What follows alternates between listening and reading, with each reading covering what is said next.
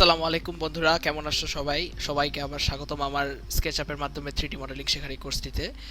গত ক্লাসে আমরা শিখেছিলাম কিভাবে বেসিক ফর্ম এডিটিং করা যায়। আজকে আমরা সেই ফর্ম এডিটিংটিকে আরেকটা ধাপ এগিয়ে নিয়ে যাব এবং অ্যাডভান্সড কিছু জিনিসপত্র সম্বন্ধে জানবো এবং কিভাবে ফর্মকে জটিলভাবে এডিট করে কমপ্লেক্স জিওমেট্রি বানানো যায় এগুলো নিয়েও আজকে কথা বলবো। শুরুতে আমরা এখানে পুশপুল করে একটি কিউব আঁকি। কিউবটিকে আমরা উচ্চতা দেই। আচ্ছা, এটি হলো আমাদের একটি বেসিক কিউব। এই বেসিক কিউবটি এখন যদি আমরা এমন করতে চাই যে উপরের দিকে চিকন এবং নিচের দিকে মোটা, এখানে আমরা স্কেল টুলটা ব্যবহার করতে পারি। কিন্তু আমরা জানি স্কেল টুল ব্যবহার করলে সমগ্র বস্তু কিন্তু পরিবর্তন ঘটে। কিন্তু আমরা শুধুমাত্র উপরের তলটিকে যদি স্কেল করি তাহলে আমাদের বস্তুটি কিন্তু একটি উপরে ছোট এবং নিচে বড় এরকম একটি আকার ধারণ করবে। এখন আমি যদি দেখাই, প্রথমে আমরা উপরের তলটি সিলেক্ট করব, ডাবল ক্লিক করলে এজ সহ সিলেক্ট হবে। এরপরে আমি স্কেল টুলটি ব্যবহার করব। করার পর আমি যদি এগুলোকে এভাবে ভিতরের দিকে ঠেলে দেই তাহলে আপনারা দেখতে পারবেন যে এখন উপরের ছোট এবং নিচে বড় এরকম একটি শেপ তৈরি করতে পেরেছি আমরা। এই পদ্ধতিটি ব্যবহার করে আপনারা খুব সহজেই বিভিন্ন ধরনের অবজেক্টস 3D মডেলিং বিভিন্ন ধরনের অবজেক্টের 3D মডেল তৈরি করতে পারবেন। এবং এরপরে আমরা যদি আবার এটাকে পুশ করি তাহলে আপনারা দেখতে পাচ্ছেন এটা সোজা উপরের দিকে উঠে যাবে। এরপরে আমরা যদি আবার মুভ টুলটি ব্যবহার করি, এরপরে আমরা যদি স্কেল টুলটি আবার উপরের তলটিতে ব্যবহার করি এবং আবার এগুলোকে বড় করি তাহলে আপনি দেখতে পাচ্ছেন সেম ইফেক্ট।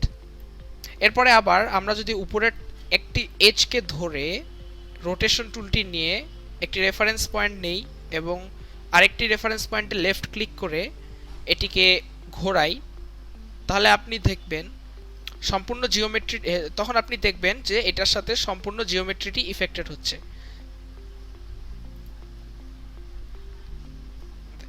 সো বেসিক্যালি আমি যা বোঝাতে চাচ্ছি আপনাদেরকে যে আমরা একই সাথে একাধিক টুল ব্যবহার করে এবং তাদের কার্যকলাপকে লিঙ্ক করে আমরা কমপ্লেক্স জিওমেট্রি তৈরি করতে পারবো।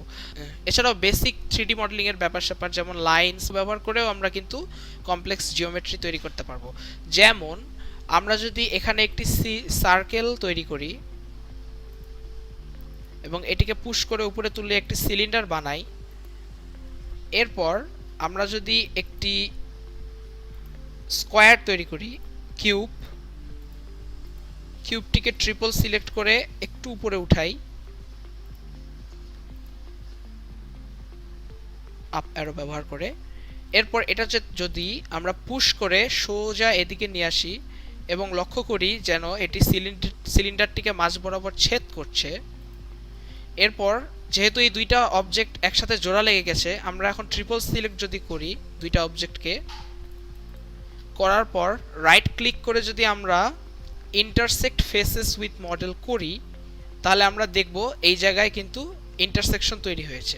নর্মালি কিন্তু এখানে ইন্টারসেকশন তৈরি হয়নি, কারণ আমরা জানি কার্ভড সারফেস আর সোজা সারফেসের মধ্যে ইন্টারসেকশন হয় না।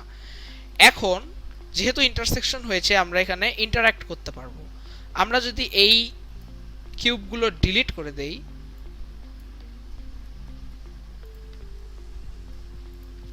তাহলে দেখবেন আমরা কিন্তু একটি সুরঙ্গ যুক্ত সিলিন্ডার তৈরি করতে সক্ষম হলাম।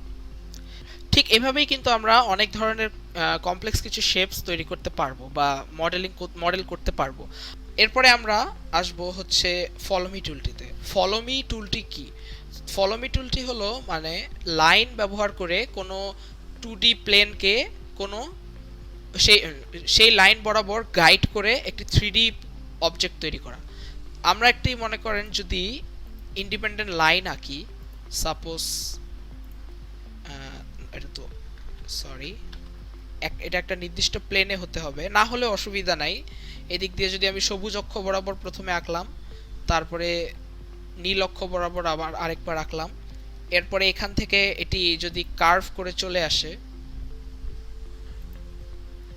আর এটা এখানে জোড়া লাগাই দিলাম, তো আমরা এটাকে একটা প্যাথ হিসাবে যদি আইডেন্টিফাই করি এই পুরা লাইনটিকে, এবং আমরা এখানে যদি একটি সার্কেল অঙ্কন করতে চাই, এখানে দেখতে পাবেন সার্কেলটি কিন্তু এক্স ওয়াই অক্ষ বরাবর তৈরি হওয়ার জন্য স্ন্যাপ করেছে। আমরা এটাকে লাইনের সাথে 90 ডিগ্রি বরাবর আঁকতে চাই, তাহলে স্টার্টিং পয়েন্টটিকে এখানে ধরে আমরা আপ অ্যারোতে ক্লিক করব, তারপরে রাইট অ্যারোতে ক্লিক করব।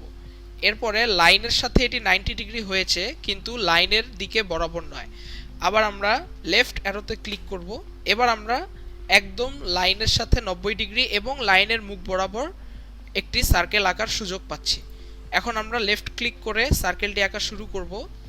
আমরা 1000 মিলিমিটার দিব, এটাকে এন্টার চিপলাম। তো এখন আমরা চাবো এই লাইন বরাবর যেন একটি পাইপের মতো কিছু তৈরি হয়। এরকম 3D অবজেক্ট তৈরি করতে হলে এই ফলো মি টুলটি ব্যবহার করতে হবে। এটার ফলো মি টুলটি ব্যবহার করার পদ্ধতি দুইটা। সবচেয়ে সহজ পদ্ধতি হলো যে লাইনগুলো বরাবর আপনার অবজেক্ট ফলো করবে সেই লাইনগুলো সিলেক্ট করা, এরপর ফলো মি টুলটি ট্যাপ করা, দেন সেই 2D প্লেনটিতে ক্লিক করা। সাথে সাথে আপনার সেই লাইন বরাবর সেই 2D প্লেনটি একটি 3D অবজেক্ট তৈরি করবে সঞ্চালিত হয়ে। এই ফলো মি টুলটা অনেক বেশি কাজে লাগে, বিশেষ করে যখন জানালার ধার বা পাইপস বা এরকম আরও অনেক ছোট ছোট জিনিস তৈরি করতে, যেগুলো নর্মালি আমাদের বানাইতে অনেক সময় লাগবে। আমরা চারকোনা বস্তু অথবা যে কোনো সাইজের জিওমেট্রিকে কিন্তু ফলো মি টুল দিয়ে এখানে গাইড করতে পারবো। যেমন এর আগের বার আমরা সার্কেল করেছি, এবার যদি আমরা এই রেক্ট্যাঙ্গেল টুলটিকে নেই, লেফট অ্যারো ক্লিক করে এটিকে মুখ বরাবর 90 ডিগ্রিতে রাখি, দেন একটা যদি রেক্ট্যাঙ্গেল আঁকি, এরপরে যদি এটার সাথে আবার একটি ট্রায়াঙ্গেল আঁকি, অর্থাৎ একটি কমপ্লেক্স 2D ফর্ম যদি আঁকি, এরপরে যদি লাইনটি সিলেক্ট করি, ফলো মি টুলটি সিলেক্ট করি এবং এই তলটি সিলেক্ট করি, আপনারা দেখতে পাচ্ছেন খুব সুন্দর করে কিন্তু এখানে একটা মডেল তৈরি হয়ে গেল। একটা রিয়েল লাইফ এক্সাম্পল দেই। আমরা আমাদের ঘরের কিনারায় বা ধারে সুন্দর সুন্দর ডিজাইন করতে দেখেছি। এগুলো 3D মডেল দেখে মনে হয় অনেক কঠিন করা, কিন্তু ফলো মি টুলের সাহায্যে কিন্তু খুব সহজে এগুলো করা যায়। যেমন আমরা যদি এখানে এটা রাখি, একটি লাইন, তারপর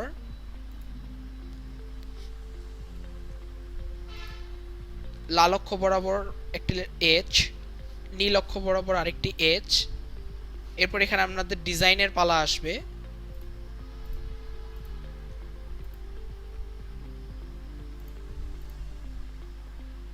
আপনার পছন্দ মতো একটি ডিজাইন করে নেবেন।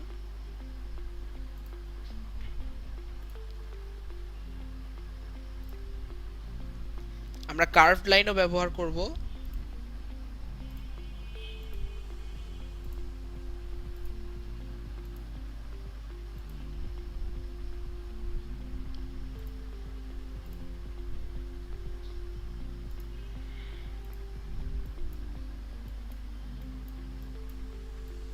এরপরে আমাদেরকে ভিতরের সব লাইনগুলো ডিলিট করে দিতে হবে এবং সম্পূর্ণটিকে একটি ফেসে পরিণত করতে হবে, অর্থাৎ একটি তলে। ওয়ালের এই ডিজাইনগুলো কিনারা হয়ে আবার অন্যদিকে ঘুরে যেতে পারে। সো আমাদের এই লাইনটাকে 90 ডিগ্রি বরাবর বা ওয়াল যেদিকে ঘুরে গেছে সেদিকে আমরা আবার আরেকটি লাইন আঁকতে পারি। আমরা এক কাজ করি, আমরা এই ওয়ালটি এঁকেই ফেলি। আমাদের ওয়াল 150 মিলিমিটার হবে, 1500 মিলিমিটার হবে। একটু মোটা ওয়াল আঁকলাম।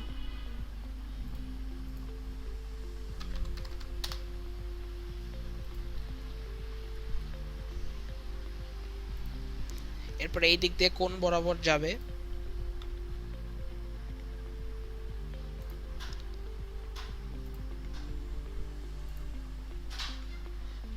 আরেকটা কুইক টিপ, আমরা যদি কোনো কিছু 90 ডিগ্রি বরাবর লাইন আঁকতে চাই, তাহলে ক্যামেরাটা কিন্তু এদিক দিয়ে ধরলেই সেটা অটোমেটিকলি স্ন্যাপ করে 90 ডিগ্রিতে একটি গোলাপি লেখা চলে আসবে। গোলাপি মানে এটার সাথে হয় সমান্তরাল অথবা 90 ডিগ্রি। আচ্ছা, এখন আমরা এখানে ভ্যালু দেব।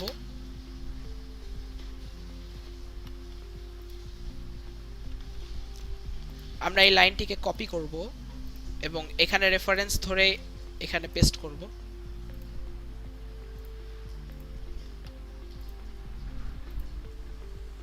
ডিলিট করব।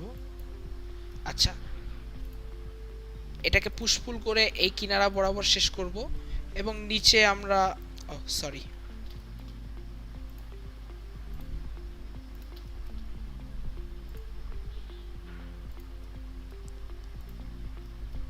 নিচে আমরা সাপোজ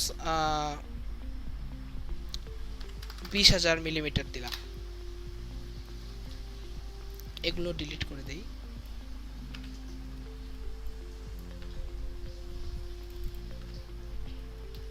এরপরে এখন যদি ফলো মি টুলটি আমরা ব্যবহার করি, আমি এই যেগুলো এজকে বা লাইনকে ফলো করবে আমাদের ফলো মি টুল, সেগুলো যদি শিফট চিপে এক এক করে একাধিকবার সিলেক্ট করি, তাহলে আপনি এরপর ফলো মি টুলটি যদি ব্যবহার করেন এবং এই আমাদের তৈরি করা শেপটির উপর ক্লিক করেন, আপনি দেখবেন সম্পূর্ণ ওয়ালের কোণা বরাবর এই ডিজাইনটি কিন্তু তৈরি হয়ে গিয়েছে এবং কর্নারগুলোতেও কিন্তু সঠিক মাপ অনুযায়ী এগুলো এক্সটেন্ড হয়েছে। সো এই খুবই সহজ পদ্ধতি ব্যবহার করে কিন্তু আপনারা খুব সহজেই এই ফলো মি টুলটি ব্যবহার করে অনেক সুন্দর সুন্দর ডিজাইন তৈরি করতে পারবেন 3D মডেলিং এর সময়। আচ্ছা, এরপরে আরেকটা বিষয় নিয়ে কথা বলি। আপনারা যখন ফর্ম এডিট করবেন তখন একাধিক বস্তু, একাধিক অবজেক্ট বা ফর্ম একসাথে সিলেক্ট করার উপায় হলো শিফট চিপে ধরে সিলেক্ট করা। যেমন আমি যদি ট্রিপল ক্লিক করি এটাতে, এটা শুধু সিলেক্ট হবে। এরপরে যদি শিফট চিপে এটাতে ট্রিপল ক্লিক করি তাহলে এটা সম্পূর্ণ সিলেক্ট হবে। এটা ট্রিপল ক্লিক করার পর যদি এখানে একবার ক্লিক করি শুধু একটি জিনিস সিলেক্ট হবে। আচ্ছা, যাই হোক, আবার আমরা যদি বক্স সিলেকশন করি তাও হতে পারে, একসাথে অনেকগুলো সিলেক্ট হবে। বক্স সিলেকশন করার পর শিফট চিপে আমরা যেগুলোকে বাদ দিতে চাই সেগুলোকে একটি বক্সের মধ্যে রাখতে পারি। আবার বক্স সিলেক্ট করার পর যদি আরও বস্তুকে বক্সের মধ্যে আনতে চাই তাহলে কন্ট্রোল সিলেক্ট করে বড় বক্স করতে চাই। এগুলো basic knowledge, so I think আপনাদেরকে বলতে হবে না। তো ফলো মি টুলটির ব্যাপারটা গেল। এরপরে আমরা ফ্লিপিং সম্বন্ধে জানবো। ফ্লিপিং মানে অনেকটা মিরর করার মতো। আমরা জানি মিরর করা মানে একটি বস্তুর সেম অক্ষ বরাবর সেটির একটি কপি তৈরি করা, অথবা সেই বস্তুটিকে উল্টায় দেওয়া, কিন্তু বস্তুটি উল্টো দিকে মুখোমুখি হবে। অর্থাৎ যেমন আমি যদি এখানে একটি ফর্ম তৈরি করি, এটাকে যদি আমি একটু মডিফাই করি, আচ্ছা, তো এখন এটাকে যদি আমরা ফ্লিপ করতে চাই, সম্পূর্ণটিকে সিলেক্ট করব, রাইট ক্লিক করব, এখানে কিন্তু আমরা দেখতে পাচ্ছি ফ্লিপ অ্যালং। ফ্লিপ অ্যালং যদি আমরা করি, এখানে কিন্তু রেড ডিরেকশন যদি করি তাহলে রেড অ্যাক্সিস বরাবর এটি ফ্লিপ করবে। এই যে আমরা দেখলাম এটি ফ্লিপ করে উল্টে গেল রেড অক্ষ বরাবর, কিন্তু বস্তুর কিন্তু সব মাপ এবং পরিমাণ সমান রয়েছে। আবার যদি আমরা ফ্লিপ অ্যালং গ্রিন ডিরেকশন বলি তাহলে দেখবো আমরা এটা সবুজ অক্ষ বরাবর উল্টে গিয়েছে। এরপরে যদি আবার ফ্লিপ অ্যালং ব্লু ডিরেকশন বলি তাহলে এটা কিন্তু নীল অক্ষ বরাবর উল্টে গিয়েছে, কিন্তু যেহেতু এটা নীল অক্ষের অপর দিকই সমান, উভয় দিকই সমান, তাই আমরা কোনো পরিবর্তন লক্ষ্য করতে পারি নাই। পরিবর্তনটি লক্ষ্য করার জন্য আমাদেরকে উপর নিচের পরিবর্তন তৈরি করতে হবে। যেমন আমরা যদি এটা একটা তৈরি করি, এখন যদি ফ্লিপ অ্যালং ব্লুতে দেই তাহলে আপনি লক্ষ্য করতে পারছেন। এরপরে আমি শেষ করার আগে একটা ছোট ট্রিক্স আপনাদেরকে শিখিয়ে দিতে চাই। আজকের মতো বেসিক কিছু জিনিস আপনাদেরকে শিখিয়ে দিলাম। সেটি হলো আমরা কিন্তু এই ফলো মি টুলটি ব্যবহার না করেও কোনো জিনিসের মধ্যে ডিজাইন তৈরি করতে পারি, সেটা হচ্ছে পুশ পুল টুলটি ব্যবহার করে। অনেক সময় এটা কনভিনিয়েন্ট একটা উপায়।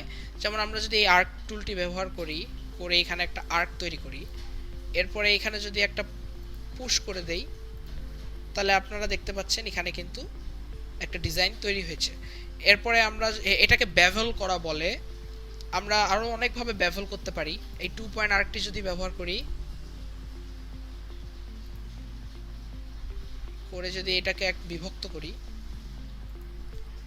এখন পুশ পুল করি যদি, তাহলে দেখছেন এটা একটা রাউন্ডেড শেপ গঠন করেছে।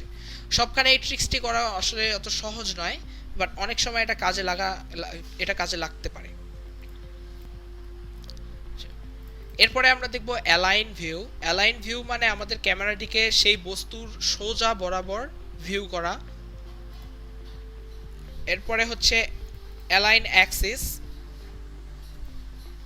অর্থাৎ অ্যাক্সিসগুলোকে মানে আমাদের যে অ্যাক্সিস পয়েন্টার অ্যাক্সিসটি রয়েছে সেটাকে সেই পয়েন্ট বা সেই তল দিয়ে সেই তল বরাবর অ্যালাইন করা। এই টুলটি একটু সাবধানে ব্যবহার করা উচিত, কারণ এটি করার পর আপনার সম্পূর্ণ স্ন্যাপিং পয়েন্ট এবং রেফারেন্স পয়েন্টগুলো চেঞ্জ হয়ে যাবে, তাই এটা ব্যবহার না করাই ভালো আসলে। তো এখন আমরা কপি পেস্ট টুল নিয়ে কথা বলবো। কপি এবং পেস্ট টুল নিয়ে কথা বলবো। কপি পেস্ট তো খুবই বেসিক একটা জিনিস এবং এটা মোটামুটি সব ধরনের সফটওয়্যারই রয়েছে, স্কেচআপও আলাদা নয়। তবে স্কেচআপ যেই কপি এবং পেস্ট টুলটি আমাদেরকে প্রোভাইড করে এটা খুবই বেসিক এবং এটা শেখা খুবই সহজ।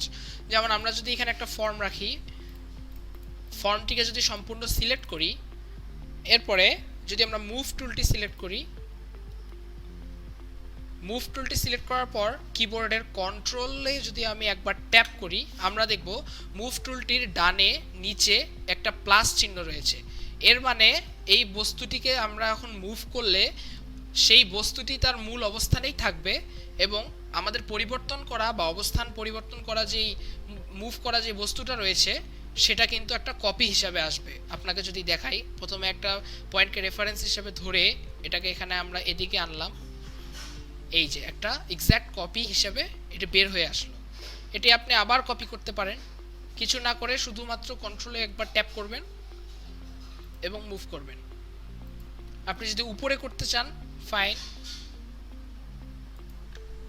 যে কোনো দিকে আপনি করতে পারবেন। রোটেশনের ক্ষেত্রেও কিন্তু সেম। সাপোজ আপনি এই বস্তুটি সিলেক্ট করলেন, আপনি এটিকে ঘোরাবেন আর আপনি এটাকে জেড অ্যাক্সিস বরাবর ঘোরাবেন এবং জেড অ্যাক্সিস বরাবর ঘোরানোর সময় আপনি চান এটি একটি কপি হয়ে ঘুরুক এবং তার মূল বস্তুটি তার নিজের স্থানে থেকে যাক। তাহলে কন্ট্রোল কিটি চাপবেন, আপনার রেফারেন্স পয়েন্ট নেবেন, ফিনিশ রেফারেন্স পয়েন্ট নিলেও নিতে পারেন। এরপরে আপনি রোটেশন করে যে বস্তুটি বের করে আনবেন, দেখবেন সেটি একটি কপি। তো এই ছিল আজকে আমাদের হচ্ছে অ্যাডভান্স কিছু জিনিসের সম্বন্ধে ধারণা নেওয়া। যদিও বেশি কিছু ছিল না, বাট প্রথম দিনে আমরা বলেছিলাম স্কেচআপ একটা খুবই সিম্পল এবং plain straightforward software. So hopefully আপনারা যে ধারণাগুলো পেয়েছেন এগুলো প্র্যাকটিস করে নেক্সট ক্লাসের জন্য প্রস্তুত হবেন। টিল দেন আসসালামু আলাইকুম, সবার সাথে আবার দেখা হবে।